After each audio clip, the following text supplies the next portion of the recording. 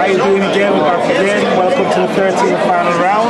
And today we have a special guest here, Denzil Browne. Yes, we do. We're in the Irish Centre in Leeds. Denzil, how's life? Life's good, great, super. Yeah.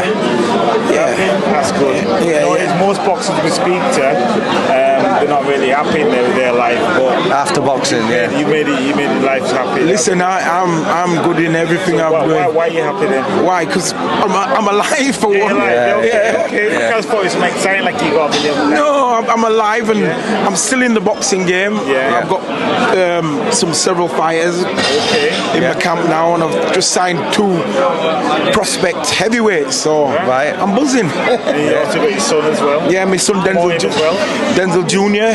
He's a light heavyweight. He's coming for all the smoke. Everybody's coming for. I've got another son, Levi, who once he gets his act together, he's another one coming. You know, I've got Josh Wisher, who's a middleweight sensation. Remember that name, the truth, Wisher. I've got, and like I said, I hired 2. I'm managing 2 up and coming prospect heavyweights. That's good. Mitchell Barton, who was 2-0. And a kid called Brendan Pickup. So you got your own gym, and whereabouts the gym? No, I don't have my own gym. You've got a stable. I've got a stable, and we do train at MOB boxing gym in Armley. It's owned by the Wishers, Josh Wisher and his dad, who I manage and train. So got a good camp. That's good. Buzzing. So I want to know about yourself. Tell us about yourself. Where you coming from? What's happening? I'm just doing what I'm doing. I'm like I said, training my fighters. I'm managing fighters now, and I'm bouncing off promotion of like Dennis Hobson. Dennis is like my friend, my family, and my business partner. So with Dennis, I'm doing a lot of things with him. I go out to his place in Jersey. We sit down, we chat. I come back, and then we put fight shows on. I put shows on in Leeds, banqueting suite, my own personal shows. Do you know what I mean? Next one's gonna be April, May. So we'll draw that down in diary and we'll come down. 100%, definitely. We've got our number anyway. We'll get your number, so we'll link up. Definitely. Denzil Jr. I should have all my prospects on there. Josh Wisher, Denzil Jr. Brendan Pickup, Mitchell Barton, a guy called Conor Lawrence, who's a sensational fighter. So, and they're all unbeaten. So I want to ask you this as well. You know, like when you boxed, and management, did they treat you right? Do you take that same trait and treat your fights like that, or do you do it differently? I followed the same ingredients Mickey Duff did. I was with Mickey Duff. And when we was with him, I never met a man as generous as him, and that treated us real good. I mean, I sort of like use his blueprint for my fighters. Like I will not charge my fighters a fee until I get them where I want them to get. That's how Mickey build up. Because right now it's hard for the backstreet shows and the small hall shows like mine. You got fighters there that they're paying for the opponent. They're paying for the trainer. They're paying the management fee. 25 and 35 altogether. But and then when you look at it, they've got nothing. 50 quid to go home. They've got to sell tickets to pay for the opponent. And then when you look, they're fighting for like 500 quid. You're putting your life on the line for 500 quid. So I do that, what Mickey Duff did to us. Don't take a penny off them. They fight, they get a massive wage, they're happy, I get them to where they need to be. Then you get your wage, then I'll get my money because I'm working for them. Do you know what I mean? Bigger picture, right? Seeing the bigger picture. That's how it was with the Jack Trickett. You know what I mean? When I had my first fight and that, and I said, how much do you want? He goes, no, keep it. See? That's the best way. When you got guys like that. You trust them. Trust, right? It not it's not only a matter of trust, it's a matter of just feel comfortable. You treat them like your family. Because when we're ex-fighters, aren't we? We're putting our life on the line for them.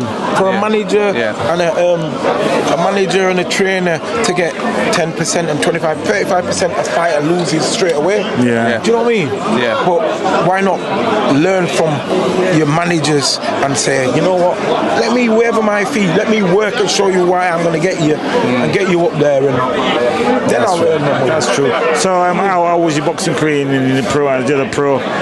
I boxed for British Commonwealth titles. I lost to Dennis Andrews in 11 rounds. Good fight though. How was that? Dennis was just tough. Very tough. You know, the bad thing about it was my birthday, my 26th birthday, and everybody, Dennis is too old, he's an old man, because I think Dennis was 48, I was 26, and that man madded me. You know what he did? His psychology got me, because when I was in that ring, and I was like, I'm Denzil Browne. Even when Johnny Nelson was up, I was like, I want Johnny Nelson next. That's me planning who I wanted. And he was like, with him, I thought he's an old man, I'm going to wipe the floor with him. And I kid you not, strong. Oh man, you know why he madded me? Because I hit him in the 10th round in his eye with the glove, and he was jumping around me. Trainer went, and I'm going at him. Bell rang. Referee came to corner, went, Denzil, do that in the next 2 rounds, you're going to win this. And they're all slapping me, come on then. And I'm like, I'm sorry to swear. Sorry. I'm chicken plucked. And I'm like, they pushed me back out. And I kid you not, the man went, he hit me, boom. So I started, I got you now, Brown, I got you now. You know, and that was just ringing in my ears, because he had me. Every time he went, you like that, boom, uppercut. Wait till I hit you with the right hand. And I'm like, oh my God. This is Johnny?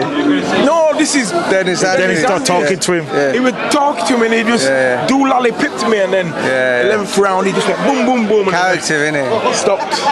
Wow. Then I fought Chris Ocko. It was just a messy fight. Everybody said I lost by half a point. If it was in Leeds, I would have won. That's the case. I remember seeing that fight. And then I lost a fight to John Buster Key, and he's tough lad. Buster. If anybody says to me, oh man, I sparred him. Me and my good friends now. But when I was gonna fight him, it wasn't him I was supposed to be fighting. I was supposed to fight Tony Booth. They swapped our opponents with Michael Gale or whatever. And when I got in with, I was like asking Mickey Duff, how's this kid fighting? He's gonna come down with his head. Don't worry about it. Get out. He's one of the toughest. I've had 33 fights. He's my toughest fight. Wow. I used to watch him and Johnny Nelson spar together. I'd go in at 3. Buster would come. He'd have a full-time job, so he'd always come in his work clothes. He'd come in at 5:30, and Johnny would come later on, and I'd just wait to watch them spar. They would just go at it. Mental. Just go at it and spar. Punch anywhere in your neck, everywhere. I hit him with everything. Boom, boom, boom. Tough. But we went from 1 to 4 because I got a cut there. He comes in his head. Buster's just all. And Buster said to me, Denzil, if they didn't have stopped the fight, because it's sort of like my eyes, it was just squirting with blood, and the referee stopped it, and he went, Brendan was throwing me out, and I was telling Brendan, this guy's too tough, Brendan, just go out there, go do what you gotta do. Fence him off. And it was what I call one tough fight. Wow. Tough fight. He was a tough cookie. You know what I mean? I lost to him. That's boxing, though, isn't it? But we always when you like you and all this lot from back in the day, we all had the rivalry, but now we're all older and all that. There's a lot of love. It is surprising, because when you see all opponents, I've said this many times, you like best friends, like brothers, like you don't believe we was in that ring fighting and kill each other. We used to see Sheffield lot and go Johnny Nelson and Nazim Hamid and all them, and you think not interested in them. You see the Manchester lot, Carl Thompson and all, not Morris Corner, Morris and all them, not interested in them. We had rivalries, but now now. You see everybody in this fight, that you got for these guys. Definitely. You know what I mean? Definitely. It's unbelievable. That's what I'm saying. I'm in a happy place. It was the styles, different styles. I went to Sheffield because I don't want to fight like Leeds fighters fought. I wanted to be different. I wanted to move. I wanted to be more agile. It's a different style of fighting. At the time, we got laughed at. We got ridiculed for body sparring. We got ridiculed for. But they're all doing it now. Yeah, they all doing it because they realise what the body sparring is. It looks after your head. Yeah. Look at Ben Whittaker. He's doing it, and don't get me wrong. I did think Ben was a gimmick, but that kid, he's real deal. He's talent. He's special. He's talent. He's very special. He's very special. But he's had a little something different on his style as well. He does all I think he's calling him out. I mean, the guy who trains Dickies. Callum Simpson. Yeah, but see what everybody's doing. It's like my son. Like I said, my son coming. Yeah. For all the smoke. He's not coming as in. I'm Denzil Browne son. He's himself. He can fight. He can do whatever he wants to do. He's got a story to tell. So he's coming for smoke. So everybody's calling everybody out. Good luck to him. Do you know what I mean? That's the sport, isn't it? Like you got to test. You got to fight. I've seen him fight in Bradford. I was in the opposite corner though. Was you? That's what I'm saying. He can fight. My son can fight. Trust me. And it's going to be when he comes. He's going to be coming with a big bang. Wow. You know what I mean? He's going to be coming with a big bang. Is he getting out there and doing? We don't need to know names. Any sparring, good sparring. He's sparring right now. Good. Okay. He's not no big major thing. He's sparring with the Furies. He's sparring with a lot of people. Yeah. Getting experience. Experience. That's what you need. But he's hungry. He's hungry. Do you know what I mean? Some of these kids out here, they're just not bothered. They're I'm getting there. I ain't gonna lie to you. I went on his profile yesterday. I went down all his pictures to see what he's been doing. To learn. And I saw that he was training a bad company across the road. He's a unit. The kid's a unit. Nice. You know what I mean? And I've got all I'm doing with him is I've got to guide him. You know them eggshells that get cracked with. You know the games of what the game's about. We know what it's about. We're ex-fighters. So all I'm doing is going to guide him and let him just go in his path. Don't be a Eubanks on him. Exactly that. I was going to say Eubanks, his dad says it. You can't hear, you must feel. He don't listen to his dad. That's why he's not where he should be. Ben's son, he's a different kettle of fish because he does take what his dad says on board. But that's Ben and his dad. With me and my son, I have a relationship with my son. Is let me just guide you. You know, I'm not telling him what to do or how to fight. He knows how to fight. He fights the way he needs to fight. I'm just gonna he wants to get you, or he wants. No. You stay yourself there. You stay yourself there. We're going there. You know what I mean? The business side of it, you just guide me that way. The business side of it. Like we were talking to Dewey Cooper this week, Francis Gano's trainer. What comment did he make that Johnny loved? We were doing a podcast episode with Johnny Nelson as well. It was that he says that boxing is a business wrapped. I can't remember what I can't. You know what I mean? It was a good expression. It was like basically the expression is it's a business, but the game of boxing, they try to cover it up as a sport, but really it's just a business. I agree with it. It is a business because once you finish boxing, your business is over. You've got to go get a job. Do you know what I mean? And that's the mental health side of it. Which these boxers can't control. Some of them. You see, I will look at me. When I boxed, I worked. I always worked. I always had a job. Never not had a job. I always say, have something for when you fall out of the boxing game. You've got to have something. Most of these fighters, some of them, they make a lot of money. They come out and they've got nothing to do. So it mads their head and they think, what am I going to do? And that's why these boxing need guidance throughout the training and everything. Need some guidance. Say, listen, when you finish boxing, this is what you got to do. Mark a pathway out from, because some boxers don't have the idea what to do afterwards. So I think we should have like a little agency where we guide them to say, look, you can do this afterwards. You can do a business. Transferable buy skills. some houses. Do this. Do this. Invest in this way. Like I said, when I've always worked, blah blah blah, and then when I finished, I trained fighters. I manage fighters now. So I'm always in the sport. So you're alright. I'm still nice. That's why when I started, I said to you, I'm nice because I'm still in the game. It's like me and John now. We're out of the game. We're out of the game, but we're still in the game because we're doing this podcast now. We're setting this up. And the best thing about it, I've done the game, you know it, and now you're like hitting boxers like me up, ex-boxers like me up, finding out what you're doing in your life and what you do. It's a big boost because you think, you still remember people like this. Yeah, definitely. It's nice. It's nice. We can walk up to anybody and even you. I say, I went Denzil, and you go, oh, Donovan, recognition. We never really see it as an interview. We see it as a chat. No, we're chatting. I'm from Leeds. You're from Leeds. I've never spoke before, but I feel like I know you. You probably don't know me, but I know you because we're around the same people. Like, I used to train with Derek. He was my last trainer. And so I used to talk about you all the time. See, and that's what I'm saying. When yous, I used to come out to your club. Can I post with, please? So I'm saying when yous like are still in the game, I mean, you're going to be bigger in the game because everybody think, I want to be on you lot's channel, and you know, which is good because you know. When you got like me, like I said, okay, I'm doing management and all that. Well, linking with people like you lot, I'm like, you lot have got a show. Come down and help you promote your fighters out there. Your fighters will help us because they're going to promote as well. Connect. And that's what we're networking. That's a big thing now in the game. So, do you know what I mean? It's everyone in boxing has got a story to tell. Definitely. And your story, without you even knowing it, is impacting the next generation. So listen to it. And leading the Lord, telling them indirectly or directly that some of the struggles you're going to go through, it's all right. We're all been there.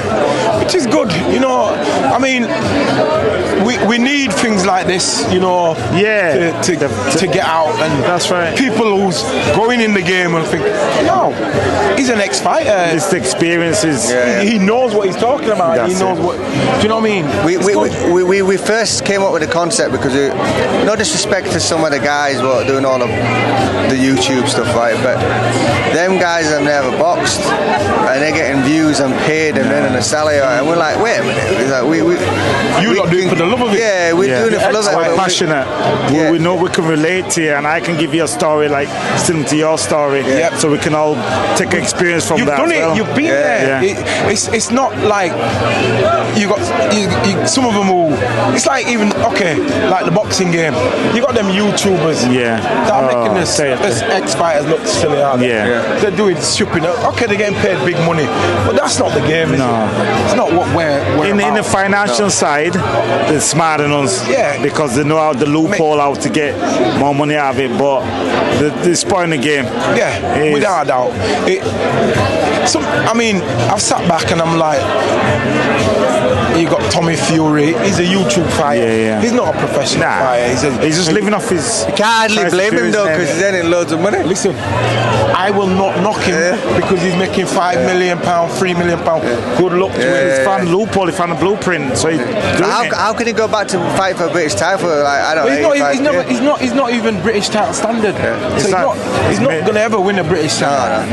If he wins a Central Area title, I'll be surprised. There's a lot of hungry men out there. You got to remember something. He's bouncing off his brother Tyson Fury. You know, Tyson Fury is the man for everybody to say whatever they want. His dad jumps up and he says a lot of stuff that you see. Just hyping himself up. Big Joe wants him. Got my mate out there. He wants him. You know what I mean? To be fair, Joe, he was saying, Mike Tyson sparring partner. I was Frank Bruno sparring partner for 3 years. Serious? I was a pain. Mate. Thanks, big. Let me tell you something. Frank, I say this to people. You know when people think Frank's dopey, Frank can box. Frank's a smart I went over to London. He picked me up in a massive Bentley. Yeah. I went to go in the back door. He went, no, man, what are you doing? Get in the front, man. Because Frank was my hero. Yeah. Lennox Lewis is my hero, but I got in the front of the Bentley and we're driving around London, going to where he put us up. And he's going, Denzil, you see that girl over there? Yeah, man, that girl is some big punt king. So he's down to work for it, isn't he? Like that's his gimmick, the way you used to act dumb. Yeah, but he's a road man, you know what he said to me? You know what he said? He said, Denzil, you know when they see me in the advertisement, you know that bread advertisement, you know bread. He went, and I'm going, bread, Harry, it's bread. Denzil, they pay me bread.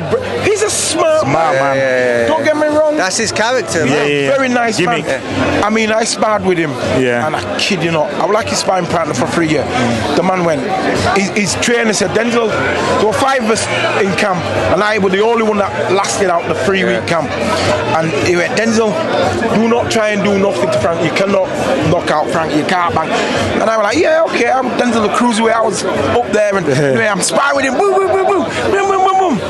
Frank went like this. I kid you not. He went, bam.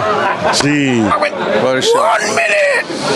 I went on my knee and I saw my soul leave my body. I'm telling you, I saw my soul leave my body. Mike Tyson would have felt some pain then. Oh man, when he rocked, you know, the first fight. Oh yeah, he wobbled him, didn't he? Yeah. And that was that.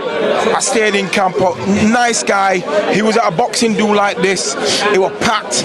I was at the back. Yeah. And he seen me, and they were like, yo, Denzil. He's a very nice man. Very nice man. I respect him. Well, I'd like to get him on the podcast. Well, who else did you spar with again? I sparred with a lot of people. Ralph Ratchigani, Henry Maskey, the IBF world champion Henry Maskey. Ralph Ratchigani. No, I sparred with loads, man. I was over Germany. To be fair, when we said about Nick Manners, me and Nick Manners was over Germany. Yeah, man. And I was there first. And these lot wanted to beat me up. And they wanted another sparring partner similar to me. I got Mickey to bring Nick over. Nick came over. And me and Nick sat down one time in the room and went, right, we need to do a plan here. Because these lot want to take our heads off. So we said, Nick, you got him for 3 rounds. Rah! I got him for 3 rounds. Rah! That's what we did. Bam, bam, bam. Next day, the guy went, no sparring for 2 days. Heavy hands, man. Heavy hands. Look at him. Look at the size of my hand. Look at the size of Nick's hand. Heavy hands. So, you know, them days were good days, you know. Wow. So that's good, man. Changed a lot. I'm back what I was saying, the story about Joe Egan saying, you know, I want to fight Tyson Fury. I'm Mike Tyson's ex-spouse. So I went on Facebook and I went, I'll fight. I think I've seen it. I think I saw John Fury. Yeah. And I'll fight Joe. You sure? You fight Joe? I'll fight anybody, me. Yeah. I'll tell Joe that tonight. I told him on the. I'll fight Mike.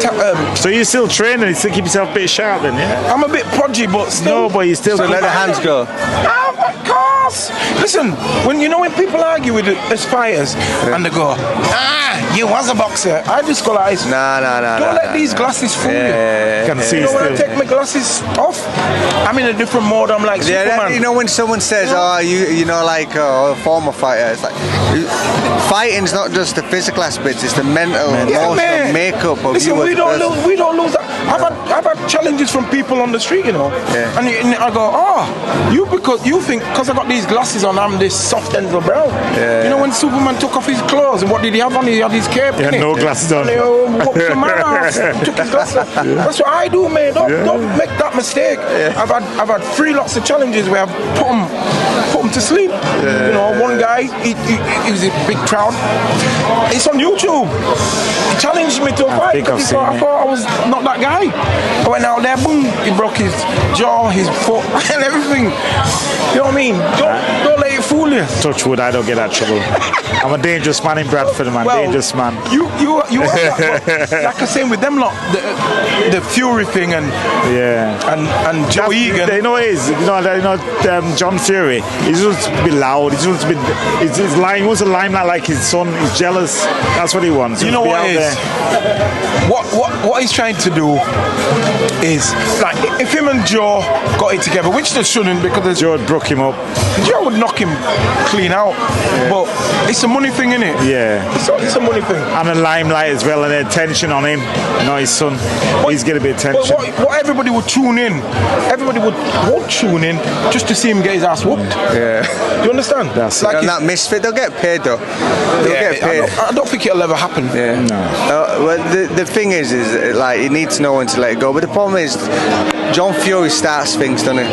And he started it because he's calling every 58, 56-year-old. And listen, Johnny Nelson even said he'd take that. You know what I mean? Listen, I'm 55. Yeah. You're young. I will fight him, and I will put the money into charity, just to show people, look, this is it. Boom. Derek Roach is out there, shadow, but he's he's fighting someone in the corner. Yeah. Everybody's on it. Everybody's on it. You know what I mean? See Joey can get excited and all that, man. That's what I'm saying. Everybody's on it. But it's just, you know, it's part and parcel of the game, innit? Everybody wants a bit of limelight, that last bit of hurrah. Do you know what I mean? Watch this. How long have we been talking? 25 minutes, right? 25 minutes. 25 minutes. 25 minutes, wow. It goes quick, doesn't it? Is that long? Yeah. It's long, isn't it? When we do podcasts, sometimes we get people talking for like 90 minutes and like they've been speaking for 5 minutes. But with boxers, we could talk forever about this game. About everything. Game, innit? And we can relate to anything you talk about. And that's what's good about you two, because you two are ex-fighters and you two know what's what. Yeah, so that's right. It's a pleasure to talk to you. Thank you very much. You know what I mean? Listen, we're going to come down to your event if you have us. We're going to come down to your show, and also want to come to your gym and do your son and everybody. Yeah. As they're coming through, No problem. You'll get me digits and all that. Yeah, definitely. Let's do it. We WhatsApp and everything. Yeah. Okay. No problem. Derek Roach, This is his. So this guy here, I use for Dennis Andrews. Nearly killed me. And since I had my hand up on that big rock on Irishman's head. Listen, I've sparred him before. All right, okay. We're going to videotape VHS. Take it, thank you. So you know what he's about, No, I'll show you one day. Guys, we'll leave it there. This won't be the last time we speak to Denzil. You'll see me again. We're going to catch up with him. 100%.